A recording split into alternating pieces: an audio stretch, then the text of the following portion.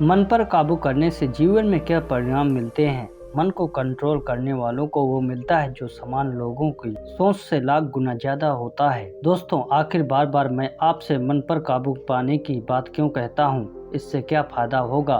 तो बता दूं, मन को काबू करने के बाद एक साधारण व्यक्ति भी महापुरुष बन सकता है।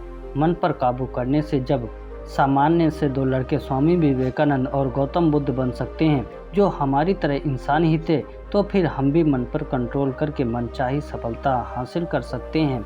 आइए इसे इस कहानी के माध्यम से समझते हैं। एक अत्याधुनिक स्कूल था जहां किसी भी स्टूडेंट के लिए एडमिशन ले पाना बेहद मुश्किल था, क्योंकि एडमिशन लेने से पहले वहां बेहद कठिन परीक्षा ली जाती थी और ये परीक्षा मन की शक्ति की ली जाती थी कि आखिर स्टूडेंट का खुद पर कितना कंट्रोल है। हजार में कोई एक ही ऐसा स्टूडेंट होता था जो परीक्षा में पास हो पाता था।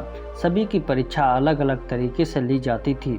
एक पिता चाहते थे कि मेरे बेटे का एडमिशन इस स्कूल में हो।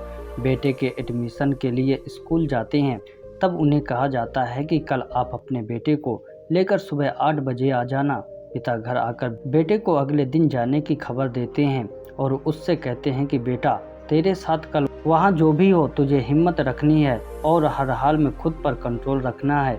अगले दिन जैसे ही वो दोनों स्कूल पहुँचते हैं, गेट पर खड़ा वॉचमैन पिता से कहता है, आप अपने बेटे को यहीं छोड़कर घर चले जाइए, हम आपको फ़ोन पर जानकारी दे देंगे। यह सुनकर पिता घर लौट आते हैं। वहाँ बाहर और भी स्टूडेंट खड़े होते हैं, वो भी एडमिशन के लिए आए होते हैं। वो लड़का भी गेट के बाहर तेज धूप में खड़ा होकर इंतजार कर रहा होता है। सभी से कहा जाता है कि बाहर ही रुको, अंदर जाने की परमिशन ये कहकर नहीं दी जाती कि अंदर अभी सारे टीचर बिजी हैं, फ्री होते ही आपको सबको अंदर बुलवा लिया जाएगा। कुछ देर धूप में खड़े खड़े रहने के बाद सबकी हालत खराब होती चली जाती है। सबको प्यास लगती है और पसीना आने लगता है। अब देखते ही देखते 11 बज जाते हैं और सारे बच्चे बाहर ही खड़े रहते हैं। कुछ देर बाद कुछ स्टूडेंट वापस लौट जाते हैं कि हमें यहाँ टॉर्चर करने के लिए बुलाया गया है, 3 घंटे हो गए हैं, हम अभी तक बाहर ही हैं। अब देखते ही देखते 2 बज जाते हैं। स्कूल की छुट्टी हो जाती है और बाहर खड़े लड़कों की उम्मीद जागती है कि अब हमें अंदर बुला लिया जाएगा, लेकिन 4 बज जाता है, उन्हें बुलाने कोई नहीं आता। अब सारे लड़के आपस में बात करते हैं कि ये केवल नाम मात्र का स्कूल है, जहाँ के टीचर इतनी निर्दयी और बेकार हैं कि सुबह से शाम हो गई है, हम अभी तक बाहर हैं, ना हमारी परीक्षा हुई और हम अभी तक भूखे हैं। ऐसा कहकर सभी लोगों ने अपने घर चल देते हैं। उस लड़के का भी घर जाने का मन होता है, लेकिन उसे पिता की बात याद आ जाती है कि हिम्मत मत हारना, और वो वहीं रुक जाता है। अब 5 बज जाते हैं। वॉचमैन बाहर आता है और उस लड़के से कहता है, बस थोड़ी देर और मीटिंग खत्म होने वाली है। प्रिंसिपल ने कहा है कि तुम कुछ देर आंखें बंद करके यहाँ बाहर बैठे रहो, जल्द ही तुम्हें अंदर बुलवा लिया जाएगा। लड़का काफ़ी थक चुका होता है, लेकिन फिर भी वो उम्मीद के साथ शांति से आंखें बंद करके वहीं बैठ जाता है और शांत मन से अपनी सांसों को सुनता है। अब देखते ही देखते रात के 8 बज जाते हैं और चारों तरफ अंधेरा हो जाता है और इस लड़के की सारी शक्ति खत्म हो जाती है। तभी अंदर से वॉचमैन आता है और कहता है, चलो तुम्हें अंदर बुलाया गया है। जैसे ही वो लड़का अंदर जाता है, सारे के सारे गुरु उसे गले लगा लेते हैं और कहते हैं, बेटा तुम पास हुए।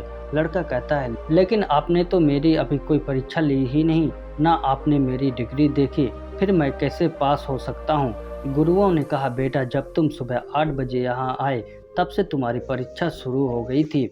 हम बस ये देखना चाहते थे कि किस बच्चे में कितना अधिक पेशेंस है और खुद पर कितना काबू है।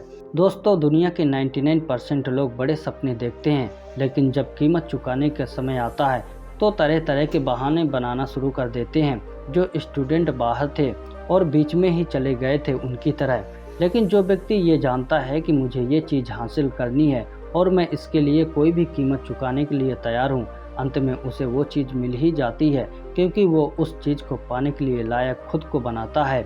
इस कहानी से आपको पता चल गया होगा कि आखिर दुनिया में इतने कम लोग ही सफल क्यों होते हैं, क्योंकि उनका खुद पर कंट्रोल जरा भी नहीं होता है। लोग सोचते हैं मैं कोई काम कर रहा हूँ और मुझे रिजल्ट नहीं मिल रहा या मुझसे वो काम नहीं हो रहा, मैं उसे बीच में ही छोड़ देता हूँ।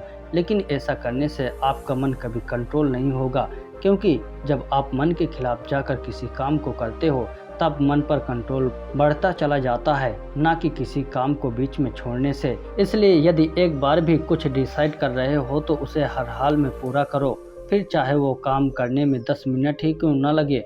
तभी आपका खुद पर कंट्रोल बढ़ेगा और आप आगे बढ़ पाओगे। एक परीक्षा मैंने आपकी भी ले ली, कैसे बताओ। ये कहानी थोड़ी बड़ी है, इसे सुनने के लिए पेशेंस और मन पर काबू चाहिए।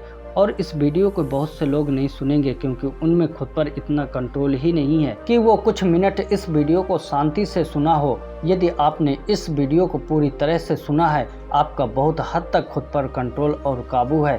सिर्फ आपको अपने दिमाग को गोल की ओर लगाना है, सीखना है। यदि आपने पूरा वीडियो देखा है तो कमेंट में यस जरूर लिखें और चैनल को भी सब्सक्राइब जरूर करें।